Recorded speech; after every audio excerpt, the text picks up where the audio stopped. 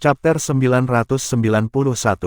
Five in a row. Bagaimana orang gagal memahami bahwa pertanyaan Kaisar Phasea yang tampaknya sederhana dipenuhi dengan kebencian pada intinya. Itu jelas bagi Kaisar Pifou. Prediksi konservatif tidak baik. Jika Pilkingzen adalah sesuatu yang luar biasa, lalu mengapa Kaisar menjadikannya tuan muda? Terlalu banyak optimisme juga berbahaya. Jika Jiang Chen tiba-tiba gagal karena kurang perhatian atau kebetulan, ada kemungkinan bahwa Kaisar akan diam-diam diejek karena membuat terlalu banyak panggilan awal. Karena itu, Kaisar Pifou memilih untuk tidak memberikan kesimpulan yang pasti. Dia berpegang pada fakta, dan hanya fakta.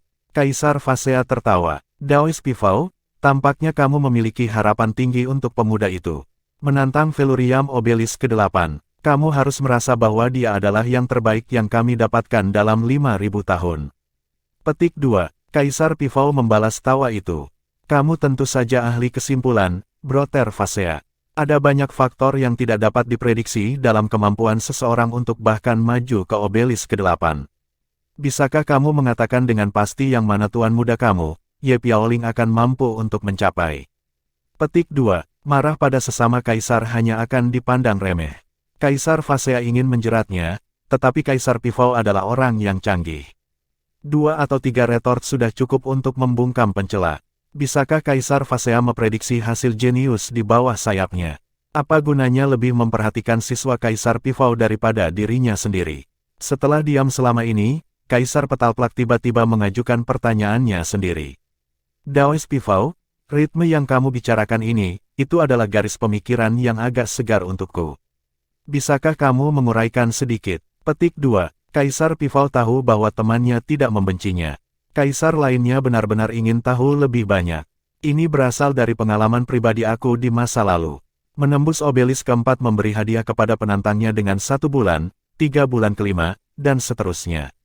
Dapat dimengerti jika menggunakan waktu ekstra untuk mengolah dan memperbaiki diri lebih jauh, hanya menantang Obelisk berikutnya setelah persiapan yang cukup. Mengapa tidak memanfaatkan waktu sebaik-baiknya di dalam pagoda Veluriam, kan? Jika seseorang menantang Obelisk berikutnya segera setelah menerobos obel pertama, ya, melakukan itu bukanlah penggunaan waktu yang terbaik, terlepas dari berapa banyak momentum yang tampak yang dikumpulkan oleh tindakan tersebut. Lagi pula, satu kegagalan berarti penghapusan, yang kehilangan semua imbalan waktu yang diperoleh sebelumnya. Petik 2. Maksudmu, lebih baik menunggu sampai batas waktu sebelum menantang Obelisk berikutnya, sehingga seseorang dapat memanfaatkan waktu dengan lebih baik. Petik 2. Secara teori, ya, tetapi persis bagaimana seseorang melakukannya, aku pikir itu akan tergantung pada situasi. Aku tidak melihat alasan untuk menunda jika seseorang merasakan peningkatan besar dalam kehebatan seseorang setelah berkultivasi, atau lebih baik lagi, percikan inspirasi. Tidak ada yang salah dengan mengambil tantangan berikutnya di atas timelin kamu sendiri. Petik 2. Sebagai seorang jenius muda, Kaisar Pifou baru saja melewati Veluriam Obelisk ke-7. Kegagalannya sendiri untuk mempercepat dirinya telah menahannya dari menyelesaikan ke-8. Mengingat bakat dan potensinya, dia memiliki harapan yang sangat nyata untuk melakukannya, tetapi kesempatan hanya mengetuk 1 kali. Yang terlewat adalah konsekuensi permanen. Itu adalah salah satu penyesalan seumur hidup Kaisar Pifou. Terbukti, dia tidak ingin Jiang Chen membuat kesalahan yang sama dengan yang dia miliki. Kecemasan dalam mengejar kesuksesan adalah kebodohan. Mengapa tidak menggunakan waktu sebanyak mungkin di tangannya? Akan ada banyak yang tersisa untuk menangani Obelisk Veluriam. Apalagi pagoda telah membuka 3 ranah rahasia tahun ini. Sebagai seseorang di divisi pertama dari ranking Tuan Muda, Jiang Chen tidak memiliki batasan untuk bergerak di antara alam rahasia. Dia memiliki ruang dan waktu di sisinya. Tidak ada alasan untuk tidak memaksimalkan manfaat dengan mengerahkan semua keuntungannya. Namun, Kaisar Pifou tercengang dengan apa yang terjadi selanjutnya segera.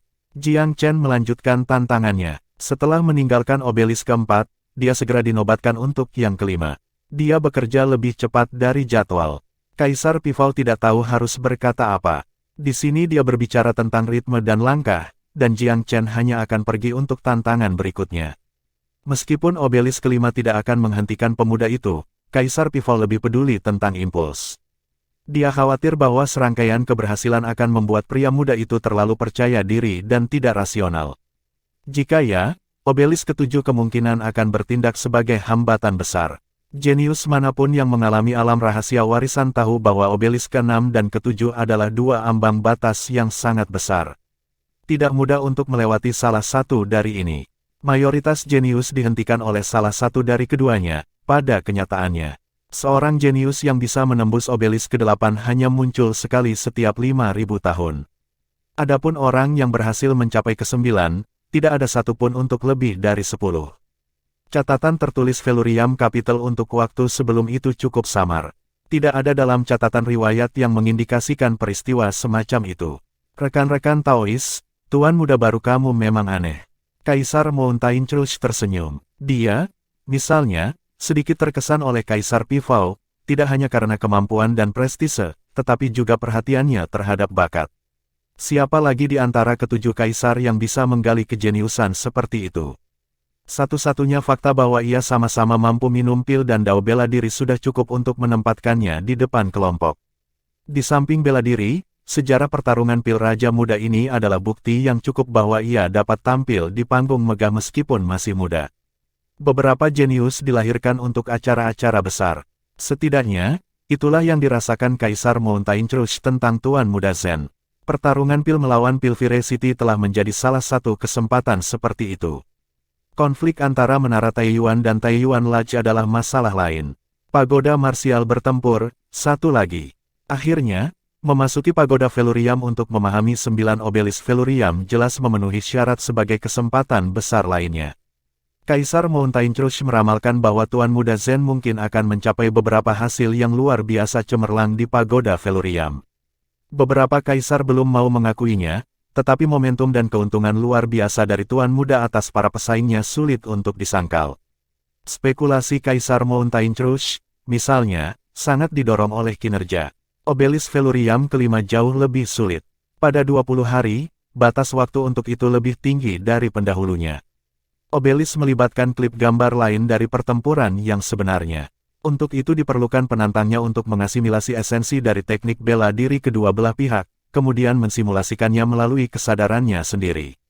Pada dasarnya, itu menuntut seseorang untuk dapat menyalin teknik bela diri melalui menyaksikannya beraksi. Ini sangat sulit dicapai. Teknik bela diri yang kuat bergantung pada kedua bentuk dan metode mental. Tanpa yang terakhir, memahami esensi teknik adalah tugas yang membingungkan. Hanya seseorang dengan kekuatan ganda persepsi dan pemahaman yang dapat melakukannya, dengan perlahan-lahan membalikkan teknik melalui pengamatan saja. Karena dia tidak terbiasa dengan teknik bela diri yang digunakan dua orang dalam klip gambar, Jiang Chen hanya memiliki sedikit keuntungan. Tanpa ingatannya untuk menipu dia hanya bisa mengandalkan kekayaan pengalaman dan kemampuan kognitif yang luar biasa untuk menyimpulkan rinciannya. Syukurlah, bahkan jika kedua teknik itu baru baginya, dia masih sedikit di depan rekan-rekannya. Wawasan dao bela diri dari kehidupan sebelumnya hampir tidak tertandingi. Jiang Chen membenamkan dirinya dalam klip pertempuran. Tanpa detail mental yang cocok, itu adalah tantangan ekstrim untuk menyimpulkan teknik bela diri dari manifestasi fisiknya saja. Dia tidak memilikinya semudah beberapa sebelumnya, tetapi tidak terburu-buru. Periode 20 hari memberinya banyak ruang untuk bermanuver. Dia punya lebih dari cukup waktu untuk menganalisis dan menyimpulkan apa yang dia butuhkan. Beberapa hari kemudian, beberapa jenius terbaik di obelisk keempat menyelesaikan tugas mereka, bergabung dengannya satu persatu di kelima tanpa ragu-ragu. 10 hari kemudian, Jisan berhasil menembus yang keempat juga. Dia mengikuti, segera datang ke kelima. 15 hari kemudian, batas waktu obelisk keempat naik. 4 jenius lainnya disingkirkan dengan kejam. Beberapa orang jenius yang berhasil menembus keempat memilih untuk tidak melanjutkan segera. Ingin memperlambat langkah sebentar, mereka berencana untuk melanjutkan hanya setelah masa kultivasi. 13 jenius tetap berada di bawah obelisk Velurium kelima. Pada hari batas waktu obelisk keempat, Jiang Chen berhasil memahami obelisk kelima. Dia telah melewati sekali lagi. Maju melewati yang kelima telah menghabiskan biaya hampir 15 hari, kesulitannya yang menakutkan adalah peringatan, Jiang Chen tidak bermaksud menganggap enteng tantangan berikut. Jika Broterji bisa menerobos ke sini juga, maka aku harus memberitahunya untuk tidak bergegas ke obelisk ke-6. Menahan dan berkultivasi di sini sebentar akan lebih baik menggunakan waktunya. Waktu di dalam Pagoda Velurium harus dihargai. Jiang Chen tidak ingin Ji San diusir murni karena kebodohan. Karena itu, untuk sementara ia menghentikan serangkaian tantangannya sendiri setelah Velurium Obelisk kelima. Dia tidak kehilangan kepercayaan diri. Dia justip ingin menunggu sampai Ji San selesai sebelum melanjutkan. Tapi dia tidak akan membuang-buang waktu untuk sementara. Kembali ke ruang pribadinya, Jiang Chen mulai berkultivasi sekali lagi. Dengan banyak pil sage pahlawan, kristal naga, dan batu roh suci, dia ditetapkan untuk melakukannya sesuka hatinya. Singkatnya relatif sejak terobosan terakhirnya ke dunia bijak tingkat 8 tidak sedikit pun mempengaruhi gairahnya. Di dalam pagoda Velurium, satu hari penanaman bernilai 10 di luar, mungkin bahkan 20 atau 30. Setiap menit dan detik di sini sangat berharga. Seperti yang diharapkan, Obelisk kelima membutuhkan upaya luar biasa dari Ji San. Tanpa ketabahan mental yang luar biasa dan penampilan yang mengejutkan pada saat-saat penting, ia kemungkinan besar akan tersingkir dari dirinya sendiri. Dia melewati kulit giginya pada hari terakhir, nyaris tidak menyelesaikan tes Obelisk kelima. Bahkan seseorang yang percaya diri seperti Ji San merasakan tekanan yang bertahan lama. Jika dia mengambil sedikit lebih lama, dia pasti akan didiskualifikasi. Brother Ji, sekarang setelah kamu melewati tantangan keempat dan kelima, kamu memiliki 4 bulan ekstra di tanganmu. Kamu harus menggunakan banyak waktu kamu telah diberikan. Petik 2. Ji San mengangguk beberapa kali setuju. Ya, aku ingin melangkah lebih jauh, tetapi aku harus berkultivasi dulu. Aku perlu menggunakan waktu yang sudah aku dapatkan. Ini akan menjadi kerugian besar jika aku ditendang keluar sebelum aku mendapat kesempatan untuk menguangkan. Petik 2. Chapter 992. Keuntungan besar. Jiang Chen menahan diri untuk tidak melanjutkan tantangannya selama beberapa bulan ke depan, memilih untuk fokus memoles diri di ruang pribadinya. Menerobos ke dunia bijak tingkat 9 bukan hanya soal pekerjaan sehari, tapi ia tak tergoyahkan dalam tekadnya. Dia telah menetapkan itu sebagai prasyarat mutlak untuk perjalanannya ke pagoda Velurium. Berkultivasi di dalam ruang pribadinya selama sehari mirip dengan 10 atau bahkan 20 hari di luar, jadi tinggal 2 tahun setara dengan setidaknya 20 atau 30 tahun. Cukup waktu, lingkungan yang baik, dia tidak pernah memiliki kemewahan itu sebelumnya, tidak sejak langkah pertamanya ke dunia ini. Itu adalah waktu yang sempurna untuk berkultivasi tanpa gangguan. Selama beberapa bulan berikutnya, memori penampilannya memudar dari pikiran orang-orang di dunia luar. Hanya Jiang Chen yang menyadari sejauh mana manfaatnya. Untuk satu, pengembangan gunung emas magnetik semakin dalam setiap hari. Setiap kemampuan yang ia dapatkan darinya diperkuat, terutama keahliannya dalam memanggil dewa segel emas. Hubungannya dengan itu tumbuh lebih dalam, seperti halnya kemahirannya dengan seni magnetic armor. Itu telah tumbuh dari akarnya yang awalnya berkarat ke keakraban mudah. Sekarang, dia bisa melindungi hingga 10 orang secara instan. Kemampuan defensifnya sekarang sama andalnya dengan kultivator kerajaan awal.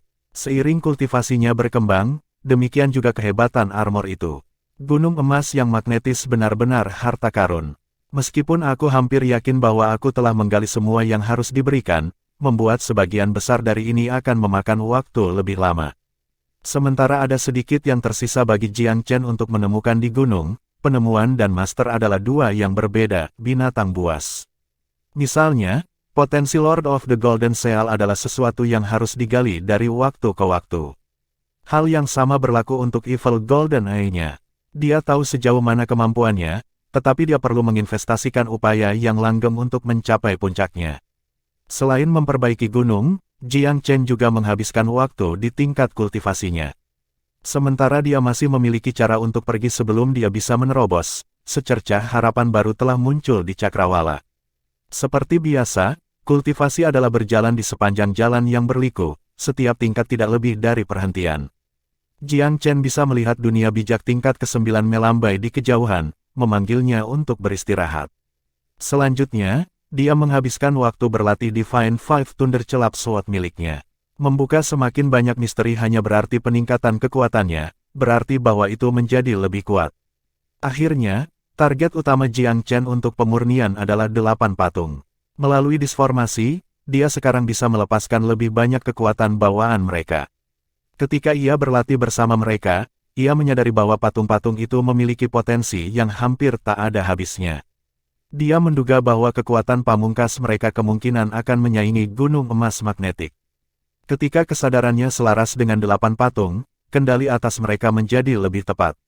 Dengan disformasi dan formasi 8 trigram memperkuat kekuatan mereka, 8 patung menunjukkan kemampuan tempur yang jauh lebih besar.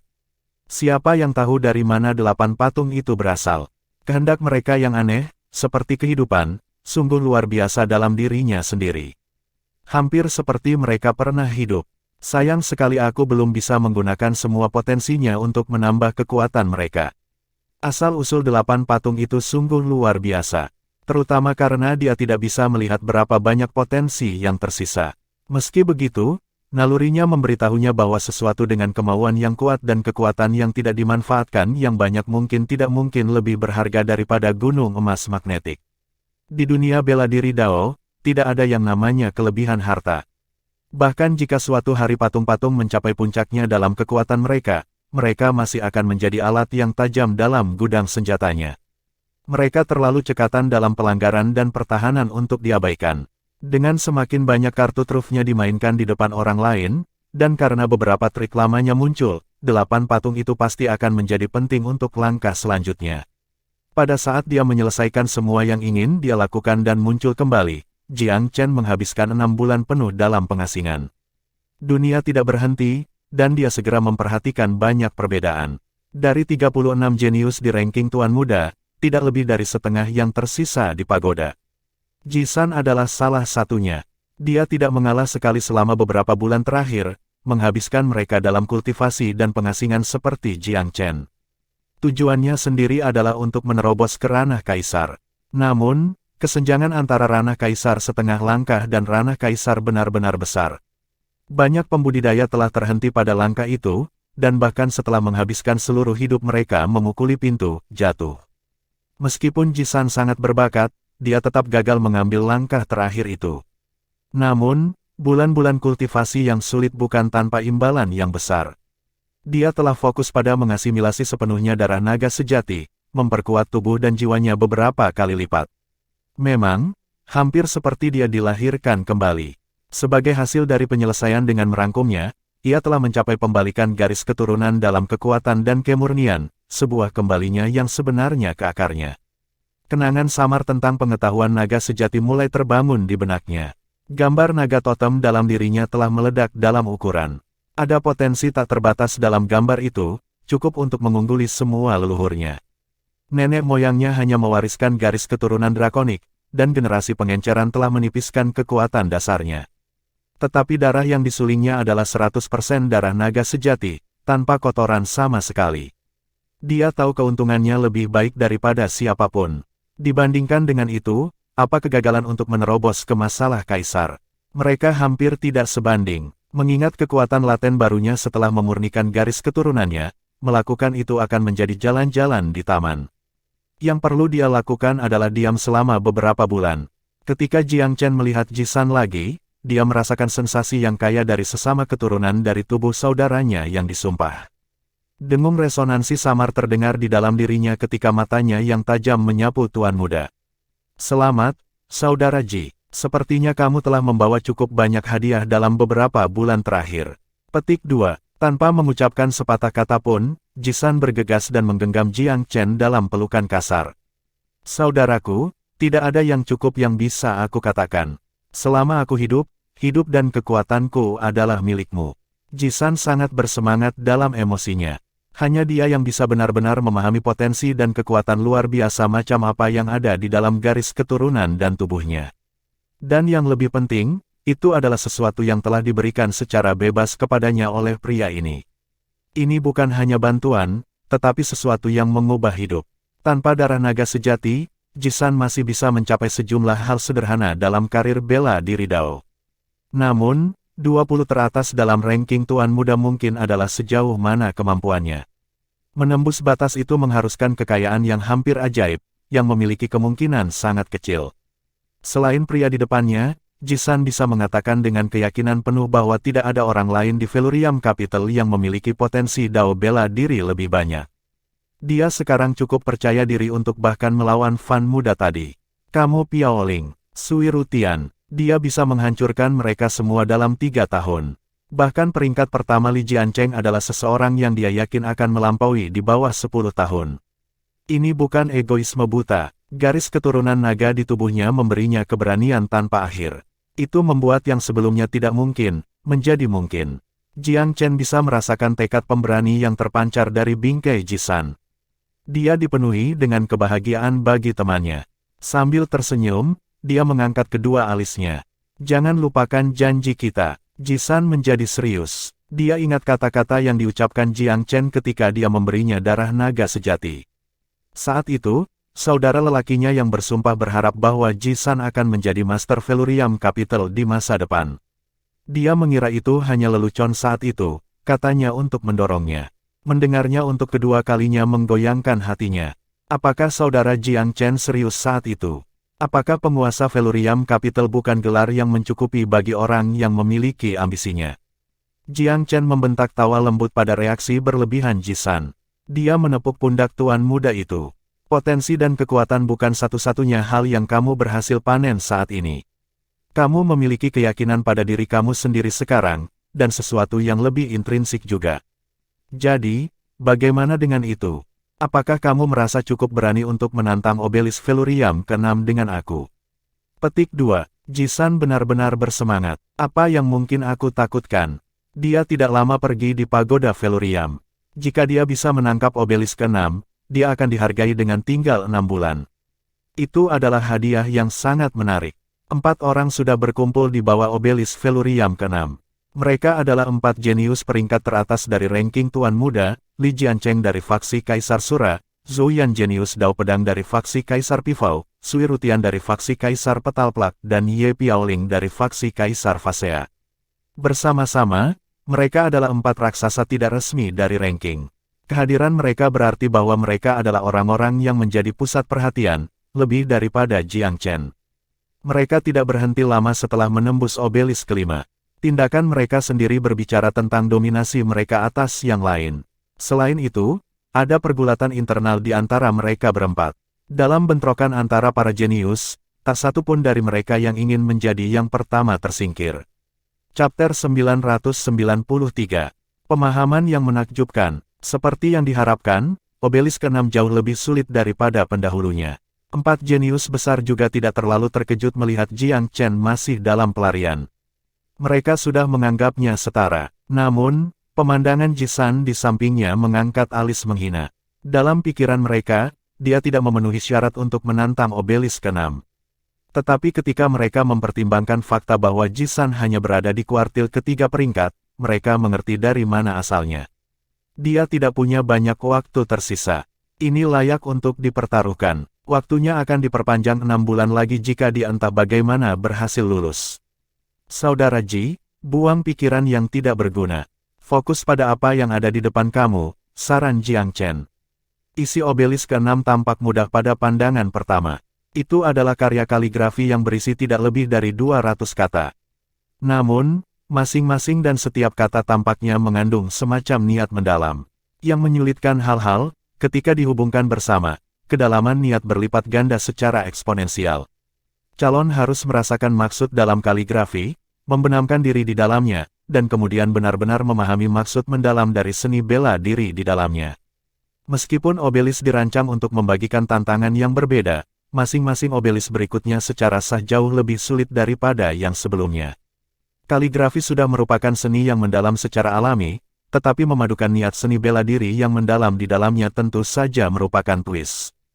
Jiang Chen melihat lebih dekat ketika dia melihat setiap kata yang tampaknya hidup. Mereka tampak berputar-putar di antara satu sama lain, seperti makhluk surgawi yang anggun. Setiap kata memiliki daya tarik tersendiri. Kaligrafi seni bela diri telah ada sejak zaman kuno. Pengejaran elegan tetap populer sampai hari ini, tetapi mereka yang mencapai puncaknya hanya melalui seni bela diri yang dipelajari dari kaligrafi sangat sedikit dan jarang. Aku ingin tahu siapa yang menulis bagian ini. Benar-benar indah dan tidak biasa.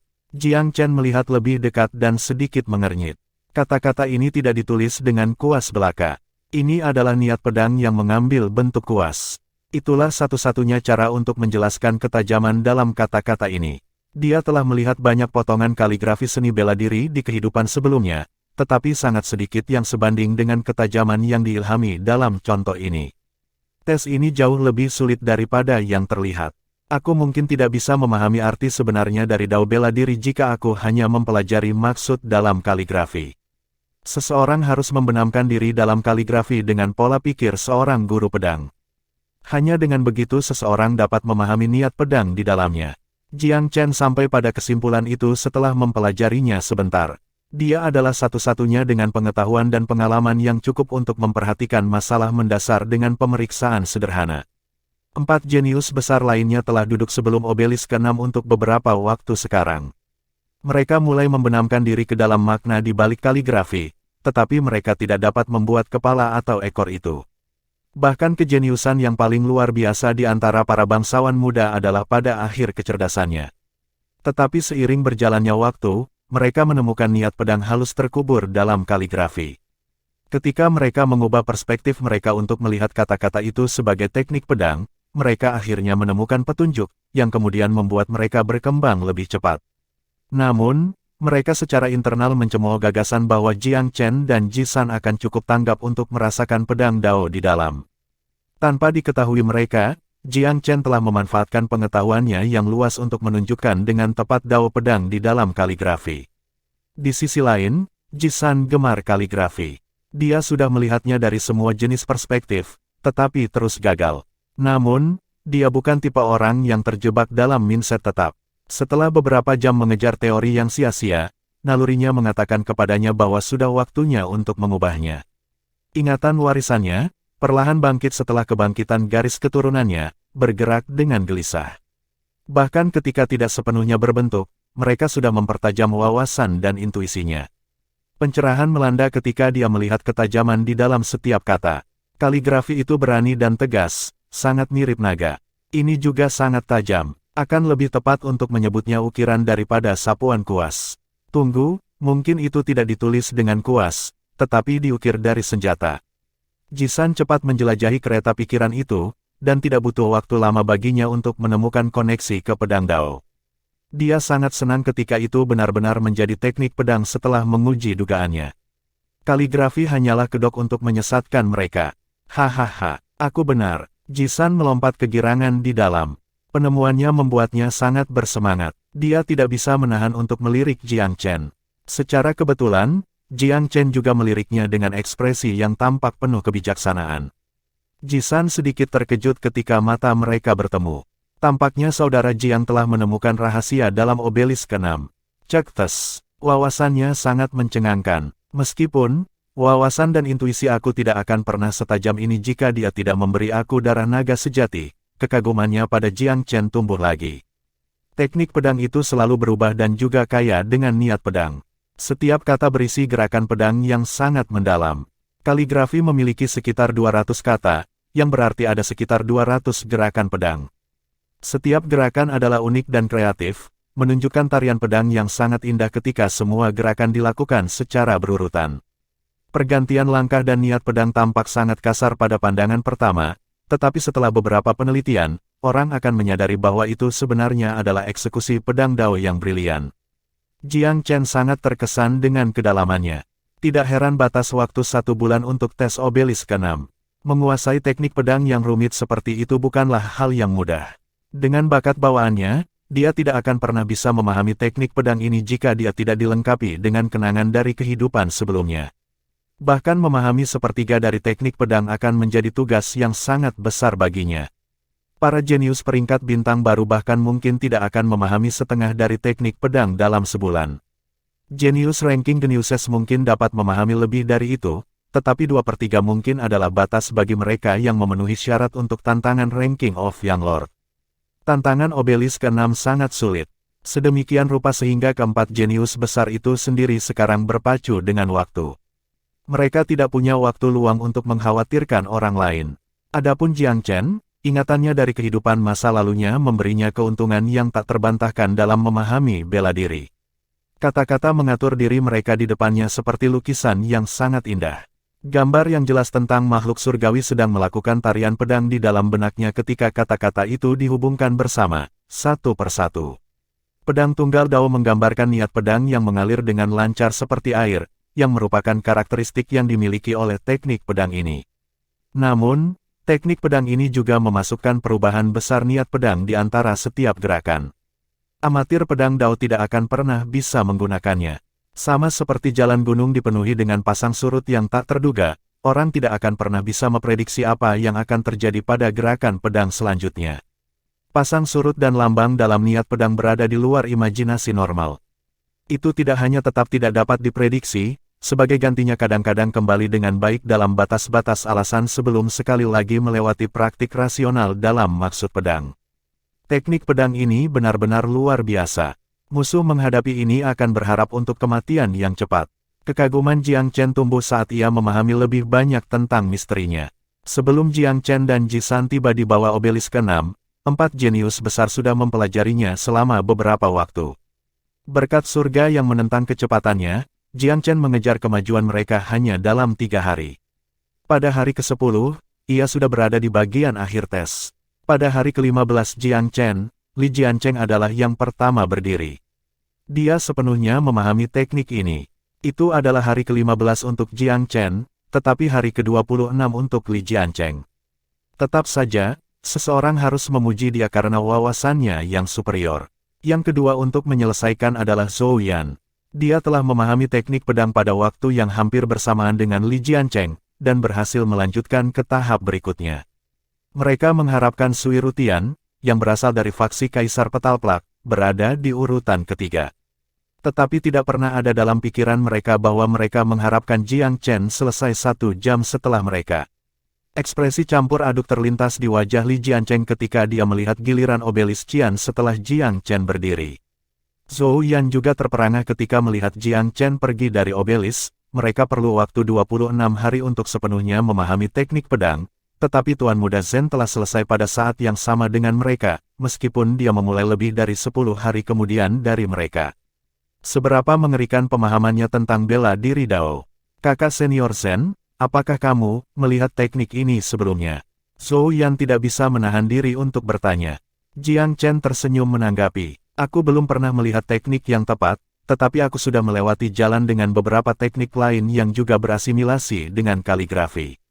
Orang-orang menyebutnya potongan-potongan kaligrafi, tetapi sebenarnya itu adalah teknik pedang.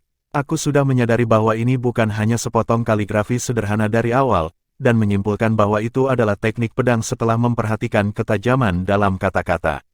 Itu hanyalah teknik pedang itu sendiri yang benar-benar mengejutkanku.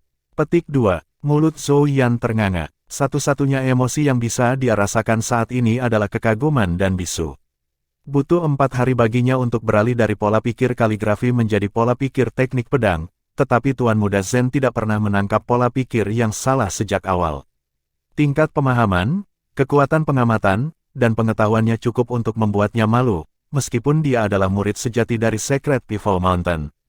Bahkan Li Jiancheng, biasanya orang yang berpikiran egois, hanya bisa melihat Jiang Chen dengan ekspresi yang rumit. Chapter 994. Konflik kesombongan. Li Jiancheng, dijuluki Putra Mahkota, telah secara terbuka diakui sebagai jenius nomor 1 dari ranking Tuan Muda setelah kematian Tuan Muda Fan Yang Malang, sebelum Jiang Chen muncul. Baik Zhou Yan maupun Sui Rutian tidak memiliki kualifikasi untuk menantang posisinya sebagai Tuan Muda terkuat. Namun, tepat pada saat ini, dia merasakan bayangan besar mengancam posisinya yang nomor 1. Saat dia melirik Jiang Chen, dia harus mengakui bahwa Tuan Muda Zen layak mendapatkan perhatian penuhnya. Bahkan, Tuan Muda Zen memiliki banyak kualitas yang melebihi miliknya. Sudah cukup untuk menekan Li Jiancheng. Domainnya sedang dirambah, statusnya ditantang. Tetapi seperti naluri pertama binatang buas apapun dalam mempertahankan wilayahnya, belalainya meningkat. Ketika dia melihat Zhou Yan dan Jiang Chen berbicara dan tertawa satu sama lain, ancamannya tampak lebih besar dari sebelumnya. Zhou Yan jelas memberi tanda bahwa ia tidak berencana bersaing dengan Tuan Muda Zen. Ini tentu saja bukan yang ingin dilihat Li Jiancheng. Dia ingin melihat Zhou Yan dan Tuan Muda Zen akan saling bertarung karena cemburu. Dia berharap untuk konflik antara dua anggota Gunung Pivot Suci yang akan menyebabkan perselisihan internal.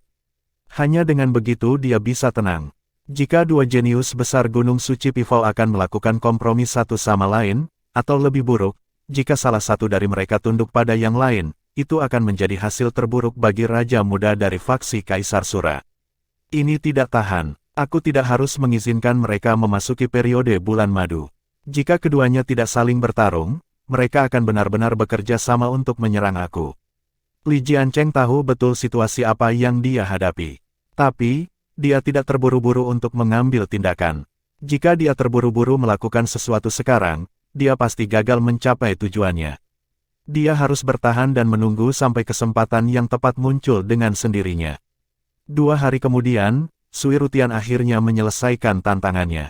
Sebagai Tuan Muda Kaisar Petalplak, Sui Rutian tidak kekurangan kecerdasan atau bakat. Akan tetapi, dia tidak terbiasa dengan pedang dao karena sekolah pengajaran Kaisar Petalplak. Karena itulah dia sedikit tertinggal di belakang saat mempelajari pedang dao. Yang sedang berkata, dia masih lebih cepat dari Tuan Muda peringkat keempat Ye Piaoling. Dia menyelesaikan tantangannya hanya 4 jam sebelum batas waktu 1 bulan, memotongnya sangat dekat dengan kawat. Tuan Muda Jisan sekarang satu-satunya orang yang tertinggal di bawah Velurium Obelisk ke-6.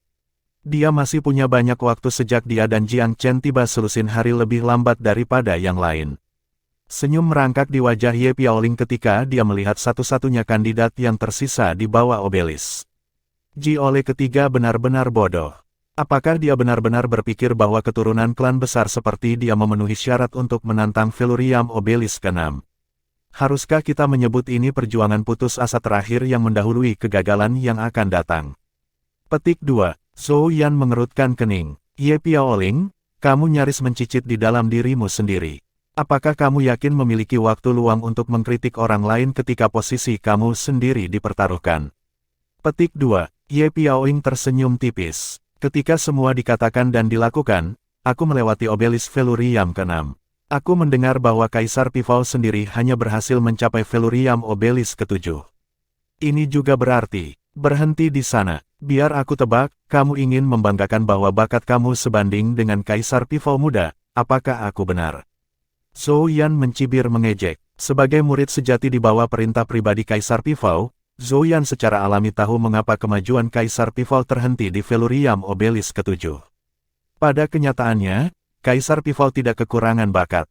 Dia terlalu muda dan gagal mengendalikan emosinya. Itu sebabnya dia jatuh cinta pada teman-temannya. Kaisar Pifao belum membicarakan hal ini dengan para kaisar besar lainnya, tetapi Zhou Yan tahu sedikit tentang apa yang terjadi di masa itu. Ada banyak orang jenius di era Kaisar Pifao. Dia juga agak sombong di masa mudanya dan jauh dari ketenarannya.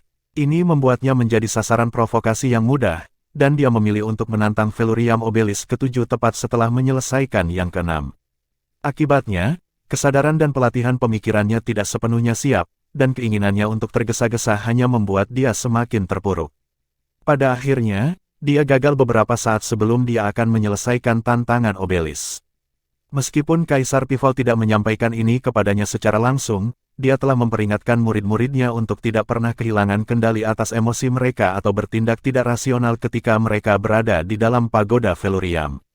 Zhou Yan adalah orang yang berorientasi pada detail dan telah menyimpulkan fakta dari beberapa kata-kata Kaisar Pifao. Tampaknya seseorang yang sebesar Kaisar Pifao memiliki masa lalu yang tidak masuk akal. Bakat bijak, Kaisar benar-benar memenuhi syarat untuk sampai ke Velurium Obelisk ke-8. Bahkan, ada orang-orang yang merasa bahwa bakat Kaisar Muda Pifao sudah cukup baik untuk membawanya ke Velurium Obelisk ke-9.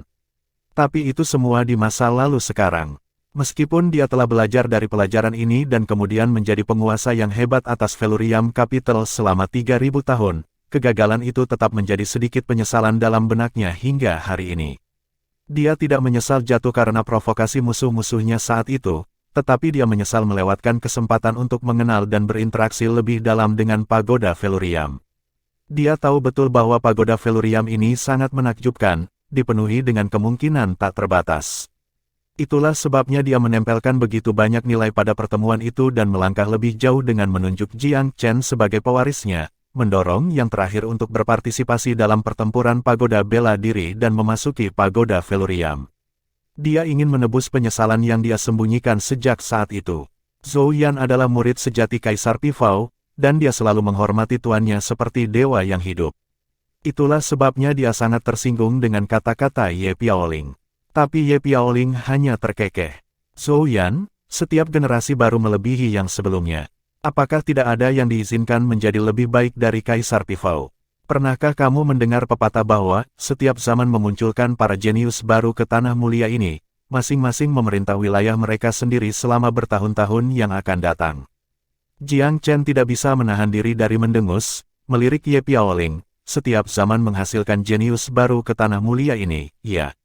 Ye Piaoling mengerutkan kening. Apa? Jiang Chen tersenyum santai. Oh, tidak ada apa-apa. Aku tidak punya apa-apa selain persetujuan untuk sentimen. Karena itu, aku tidak bisa menahan tawa jika kamu menerapkannya pada diri kamu untuk menandakan bahwa kamu lebih baik daripada generasi yang lebih tua. Petik 2. Apa yang lucu tentang itu? Nada suara Ye Piaoling tiba-tiba berubah menjadi dingin. Apakah kamu mengatakan bahwa aku membual? Apakah kamu benar-benar berpikir bahwa kamu adalah satu-satunya jenius yang ada di Velurium Capital? Petik 2. Jiang Chen tersenyum tipis. Aku tidak tahu berapa banyak orang jenius di sana di sini, tapi aku akan memberikan komentarmu tentang Ji San menjadi orang bodoh buta segera kepadamu. Ye Piaoling tertawa aneh. Kamu ingin melemparnya kembali padaku. Apa? Kamu tidak mungkin berpikir bahwa Ji Ole ketiga ini akan berhasil melewati Velurium Obelisk ke-6. Dia melemparkan kepalanya ke belakang dengan tawa, ejekan di setiap tertawa terbahak-bahak. Kamu tidak berpikir dia akan berhasil? Tanya Jiang Chen, hantu senyum muncul di wajahnya. Tentu saja tidak, kata Ye Piaoling dengan mencibir di wajahnya. Bahkan 10 besar dari ranking Tuan Muda tidak berani mengklaim bahwa mereka dapat dengan mudah melewati Obelisk Velurium ke-6. Memangnya dia pikir dia itu siapa? Petik 2. Bahkan Zhou Yan tidak bisa menahan diri untuk tidak berbicara pada saat itu. Jika kamu akan menggunakan ranking Tuan Muda untuk mendukung setiap argumen kamu, maka aku harus bertanya, mengapa kamu keluar lebih lambat dari kakak senior Zen, meskipun kamu berada di peringkat keempat dalam daftar itu? Pertanyaannya adalah tamparan besar tepat di wajah Ye Piaoling. Tapi yang terakhir mendengus pelan. Kita bisa berhenti sekarang jika kamu bersikeras menggunakan Zen untuk membual. Aku berbicara tentang Ji Oleter. Apa hubungannya dengan Zen? Petik 2. Sangat bagus, sangat bagus. Jiang Chen mulai bertepuk tangan. Kalau begitu mari kita asumsikan bahwa kamu hanya berbicara tentang Broterji. Aku masih akan berjuang untuk keadilan atas namanya. Berjuang demi keadilan atas namanya. Ye Piaoling bertanya dengan dingin, bagaimana? Aku bertaruh bahwa waktu yang dihabiskan Ji San pada Velurium Obelisk ke-6 akan lebih pendek dari milikmu, kata Jiang Chen dengan tenang. Ye Piaoling pikir dia salah dengar. Apa, kamu akan bertaruh bahwa dia akan menghabiskan waktu lebih sedikit dari aku? Apakah kamu serius berpikir bahwa ia akan berhasil?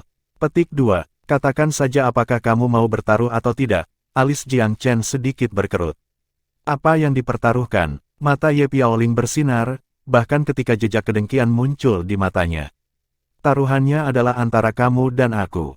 Siapapun yang kalah meninggalkan pagoda. Apa yang kamu katakan? Zhou Yan buru-buru menyela. Hentikan ini. Kita seharusnya tidak membiarkan emosi menyentuh kepala kita. Tidak ada arti di balik taruhan ini sama sekali. Kakak senior Zen, kamu. Perasaan Zhou Yan terhadap Jiang Chen agak rumit. Bahkan, dia bahkan merasakan sedikit kecemburuan dari waktu ke waktu. Namun, Zhou Yan sangat loyal kepada Gunung Pifao Suci. Dia menyadari bahwa Tuan Muda Zen saat ini adalah wajah fraksinya, dan bahwa dia mewakili kepentingan Gunung Pifao Suci. Jika dia terpaksa meninggalkan pagoda Velurium karena konflik yang tidak berarti, maka mereka akan kalah dalam usaha ini. Zhou Yan tidak akan peduli jika pil Raja Zen bertaruh untuk dirinya sendiri. Sangat diragukan bahwa Ye Piaoling bahkan akan mempertimbangkan untuk menyetujui taruhan semacam itu. Tetapi mereka bertaruh pada kemajuan Tuan Muda Ji San sekarang. Zhou Yan sendiri tidak berpikir bahwa Ji San memiliki banyak peluang untuk berhasil. Setelah semua, dasar keturunan klan besar hanya bisa menopangnya begitu banyak. Bahkan Zhou Yan sendiri berpikir bahwa Tuan Muda Ji San ada di sini hanya untuk mendapatkan pengalaman murah. Dia tidak percaya sedetik pun bahwa Tuan Muda itu dapat menangkap Velurium Obelisk ke-6. Langkah kaki terdengar dari belakang kelompok, dan suara yang kuat tetapi tenang mencapai telinga mereka. Junior Zhou, Kita adalah pejuang, bukan? Beberapa konflik yang bermuatan emosional adalah batu kilat yang mendorong kita untuk menjadi lebih baik. Kamu bebas bertindak terlalu berhati-hati seperti yang kamu inginkan, tetapi haruskah kamu mencampuri keputusan orang lain? Petik 2. Itu tidak lain adalah pemimpin Dewan Peringkat, Li Jiancheng.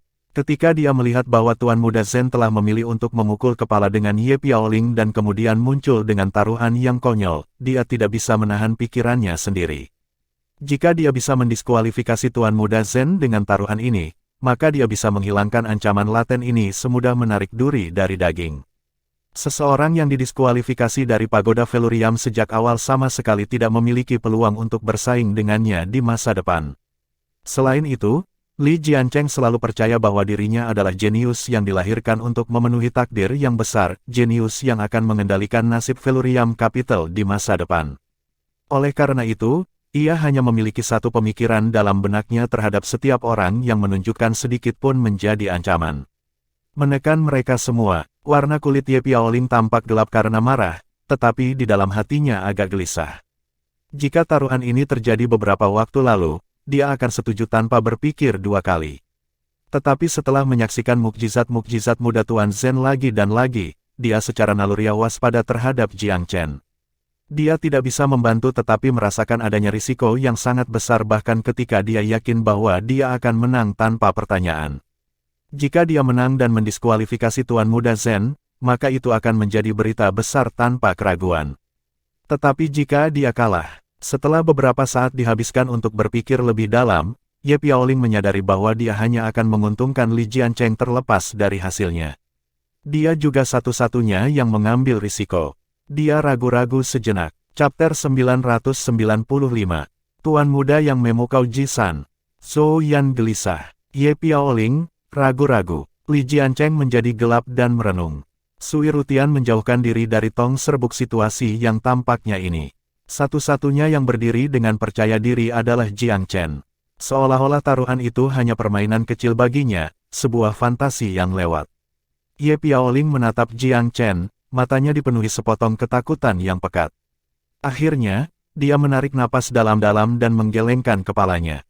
Zhou Yan benar. Kontes yang lahir dari perasaan pribadi tidak ada artinya. Pada akhirnya, kita semua adalah keturunan dari Velurium Capital.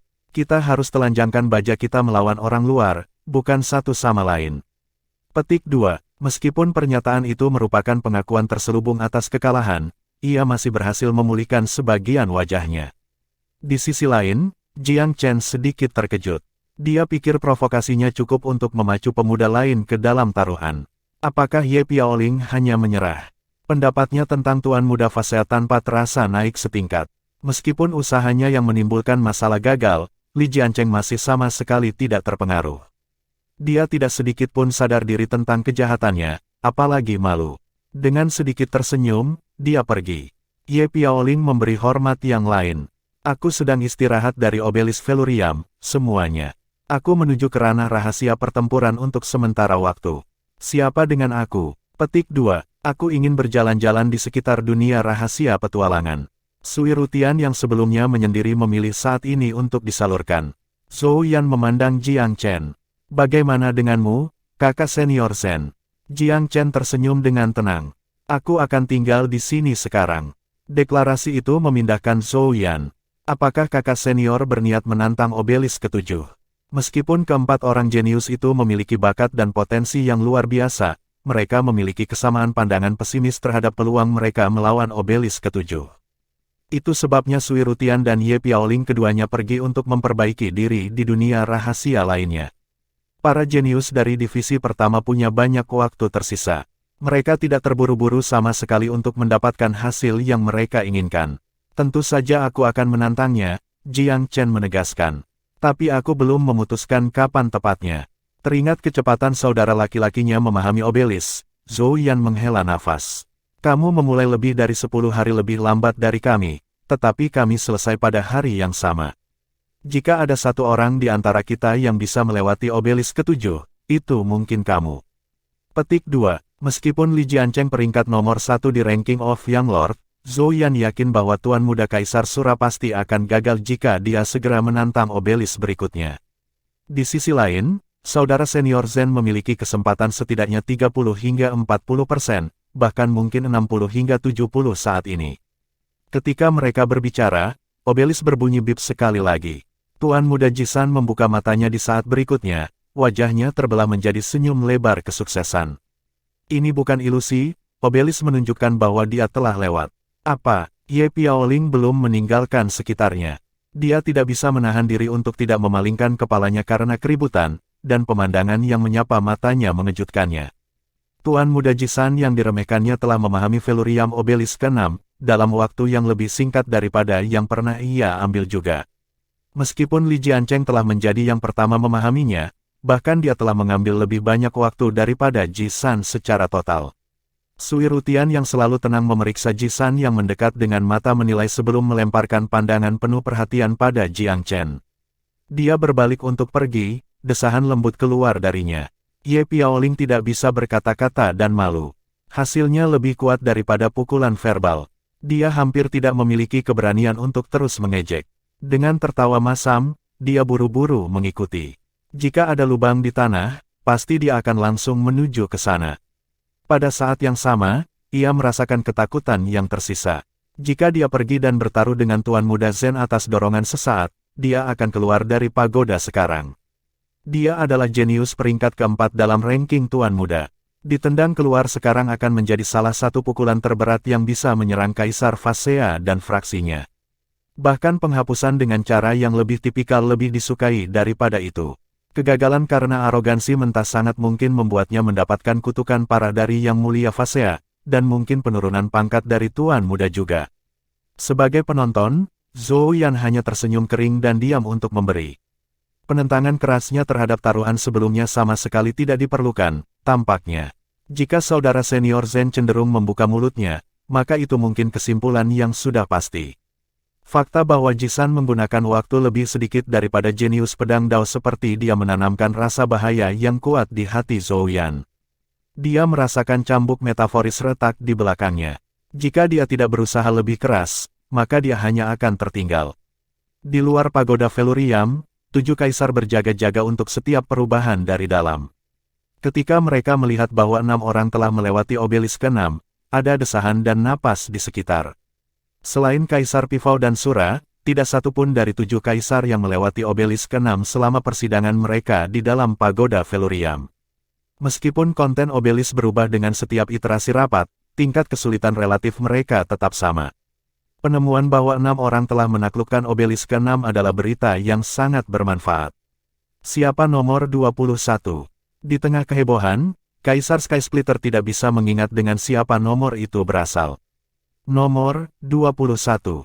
Itu bukan pertanyaan yang sulit bagi Kaisar Mountain Trush. Dia ingat bahwa Gu Zenshan-nya sendiri adalah mantan penghuni tempat itu.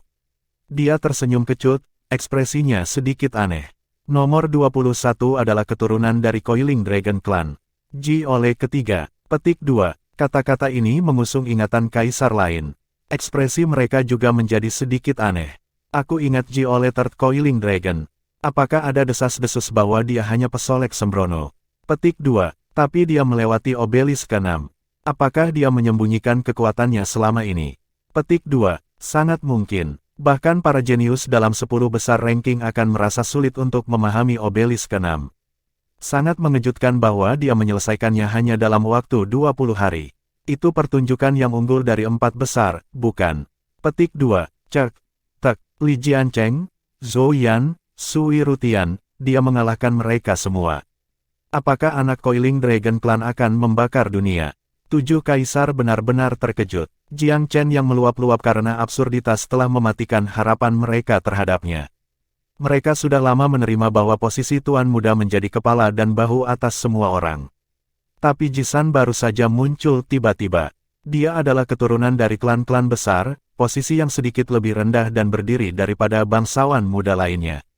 Fakta bahwa dia bahkan memasuki pagoda Velurium dengan tepat adalah sesuatu yang mencolok. Bagaimana mungkin fakta bahwa ia telah memahami obelis ke-6? Tidak. Daois Pifao, semua orang di bawah sayapmu tampaknya penuh kejutan. Mereka menyapu semuanya dengan baik. Ada apa dengan Ji Ole Third? Petik 2. Itu benar, saudaraku Pifao. Faksi Pivot sudah menggelikan. Mungkin kamu bisa membiarkan aku memiliki Jiole ketiga, ya. Petik 2. Daoist Pivot, faksi Sky Splitter aku memiliki kekurangan para jenius. Mengapa tidak memberikan Jiole third kepada aku? Petik 2. Kaisar Pivot tertawa. Tolong, semuanya. Coiling Dragon Clan bersekutu dengan Secret Pivot Mountain, tetapi mereka pada akhirnya adalah faksi sekuler. Aku tidak bisa mengambil apa yang menjadi hak mereka. Petik 2. Sebenarnya, dia sama terkejutnya dengan orang lain. Dia telah memasuki pagoda Velurium sendiri sebelumnya.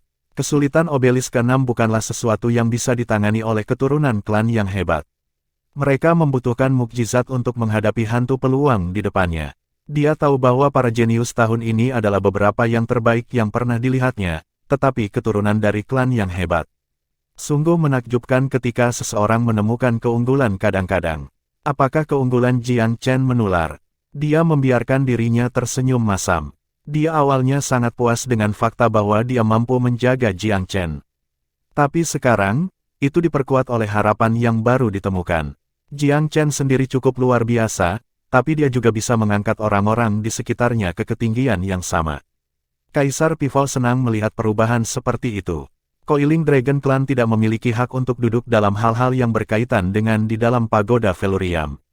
Hanya 7 kaisar berjudul dan faksi-faksi pribadi mereka memiliki hak untuk mengamati, dan dari itu, hanya hasil dan detail tertentu yang dilihat formasi gambar cocok untuk ditampilkan. Namun, Kaisar Pivot dengan cepat mengirimi mereka kabar baik. Tuan klan Coiling Dragon cukup tertutup saat ini, dan nyaris tidak meninggalkan kediamannya.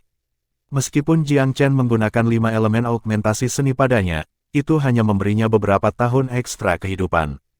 Setiap harinya dihabiskan dengan gugup dan khawatir. Dia tiba-tiba menerima pesan mesin terbang. Melirik pada saat itu, Tuan klan tertawa rendah. Sudah setengah tahun sekarang. Apakah Ole terkeluar dari pagoda utama? Akhirnya. Petik 2. Dia membuka mesin terbang sambil berpikir iseng. Suatu kali singkat membawa warna memerah ke pipinya, dan matanya melotot keluar dari rongganya. Apa? Ole ketiga berhasil pada obelisk Velurium ke-6. Dia adalah satu dari hanya 6 jenius yang berhasil melakukannya.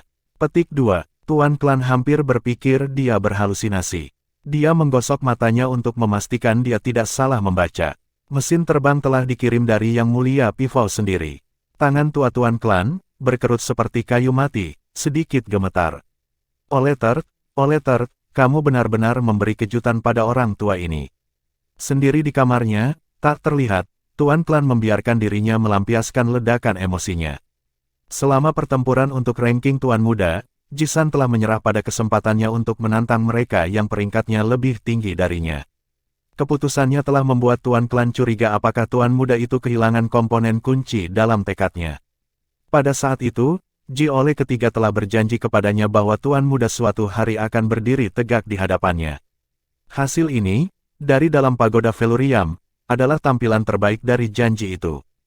Hanya 6 orang jenius yang memahami obelisk Velurium ke-6. Apa artinya itu? Tuan Muda Jisan secara efektif berada di 6 besar dalam ranking Tuan Muda. Tidak peduli berapa nomor pada ranking itu, para jenius diuji seperti emas di api kilang setelah memasuki pagoda dengan tepat. Siapa gandum dan siapa sekam itu? Kebakaran tungku pagoda Velurium mengungkapkan semuanya. Tentu saja, dengan ini, Tuan Muda Jisan menunjukkan dirinya sebagai yang pertama.